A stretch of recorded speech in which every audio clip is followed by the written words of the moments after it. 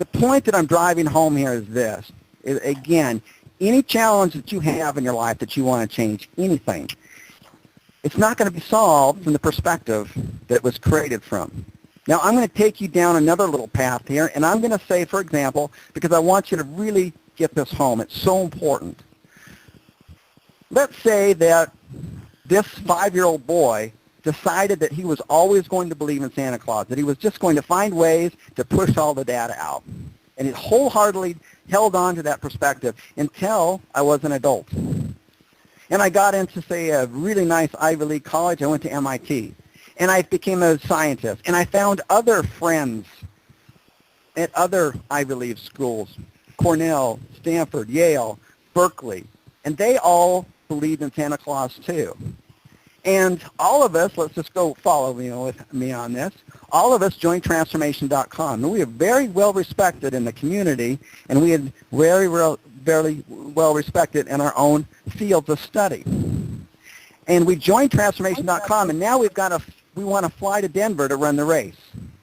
So now we've got a problem in our life that we want to solve. We want to fly from where we are in Arizona to Denver. Now, from our perspective, just follow me with this. From our perspective, how are we going to fly there? Well, we're going to take reindeer, right? Because reindeer fly, and they fly in a sled. They got a sled behind them, and we'll get in the sled, and they'll fly us there. That's our perspective. So that's going to be our solution within that. So because we're scientists, and these schools have connections, we figure out and end up getting a grant from the government. And the government helps us do this. And you know what? We're really smart. So we eventually figure out that we do these jetpacks, and we get through all these human animal rights issues, and we actually figure it out. We get the freaking reindeer to fly. We have to use NASA to do it, and it's all complicated, but we finally get it done. And then all of a sudden, somebody comes up that's well respected and said, hey guys, I got to tell you guys something, man. Santa Claus doesn't exist, and reindeer don't freaking fly. And we go through the painful process of changing perspectives, and we finally realize, oh my goodness, reindeer don't fly. Now we've changed perspectives, and we still have that same challenge in front of us. We need to fly to Denver to run the race. So now the solution will come effortlessly to us. It will come easily to us. And that is, what will we do at that point? We'll go to Travelocity.com, and in 5 minutes we'll have plane tickets and we'll fly there. It's that simple. The reason that I'm explaining it at that level and using that analogy that may seem crazy is that many times what happens is we try to solve our challenges in our life within the same perspective, and we end up getting all these extremely complicated ways to do it. And what you'll find is that if you can challenge yourself to change your perspective, the solution will come easily at that point. Can we go to slide 14, please? And slide 14, I show you these pictures here not to impress you, but to impress upon you that true transformation does not take place through self-will. True transformation on here, you've got to completely reinvent yourself. You've got to go from a Windows 2.0 to a Windows 3.1. You've got to completely reinvent yourself. Because if you don't change your perspectives, if you don't break the barriers of your limiting beliefs, if you don't expand your comfort zone, and you're constantly changing your perspectives, and by the way, comfort zone, tonight I'm outside of my comfort zone. Talking with you and sharing with you tonight, this is not my comfort zone, but I'm stepping outside of it because it provides an opportunity for more growth. And anytime I can step out of my comfort zone, I do it with a vengeance. So you've got to change yourself. These two people in these here are two separate people, I assure you. The person on the left, the 2.0 version, that person is somebody who had a very narrow comfort zone with lots of limiting beliefs. And the limiting beliefs were that what happiness and bliss and a successful career was someone else that was going to help me do that. That a meaningful relationship was always failed because of somebody else. Oh, she just didn't get me. She didn't understand who I was. Oh, I can never find the right woman. You know anybody like that? I was like that. That's the limiting belief on there, and that's the way I lived.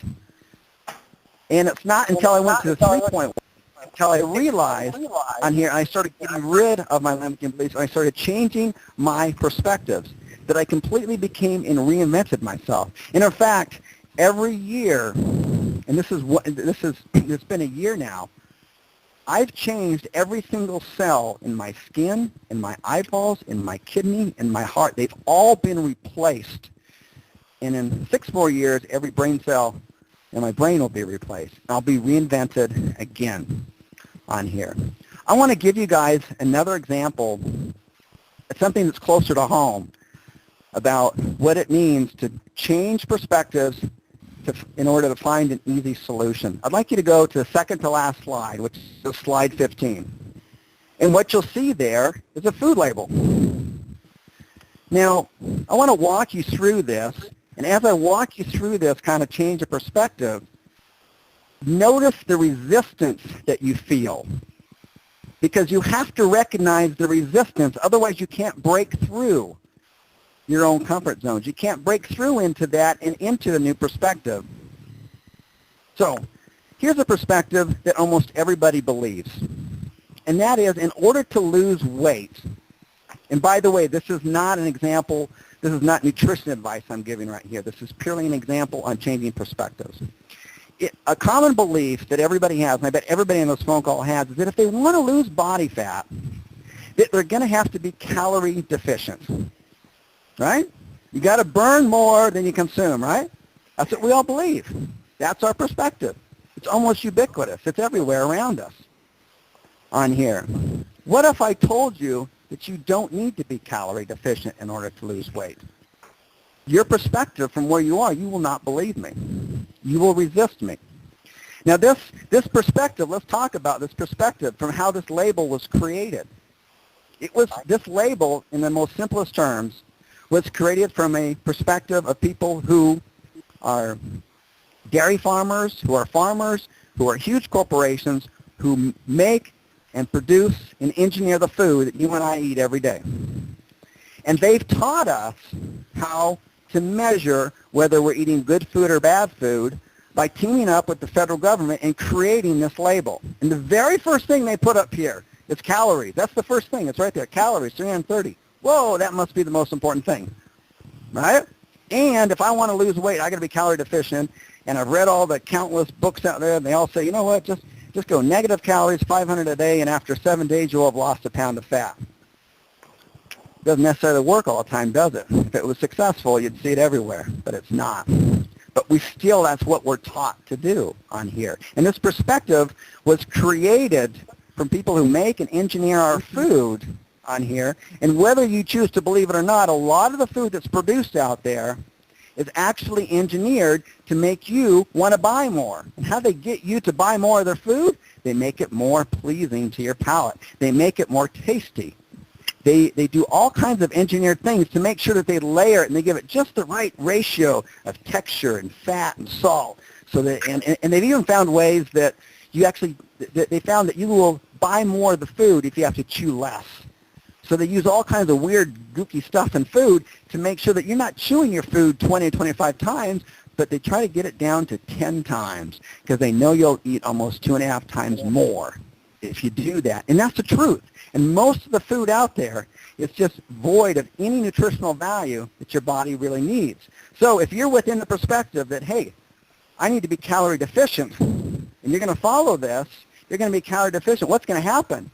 You're going to be starving. Because the food to begin with was already void of anything of any real nutritional value that your body needs. And I don't want to go on too much of a tangent on this, but if you walk around the supermarket, the basic things that are in food are almost all the same. We've got corn syrup, we've got wheat, we've got potatoes, we've got sugar, we've got wheat and rice, and beef and milk, and that makes up all the food that we eat. And in every aisle you go, it's going to have all or at least half of those items in it. It's just packaged in different ways. That's all that it is on here. And so if we're feeding ourselves that on here, and we feed less of that food, what's going to happen if we fall into that perspective? It's going to become very complicated. We'll come up with all kinds of elaborate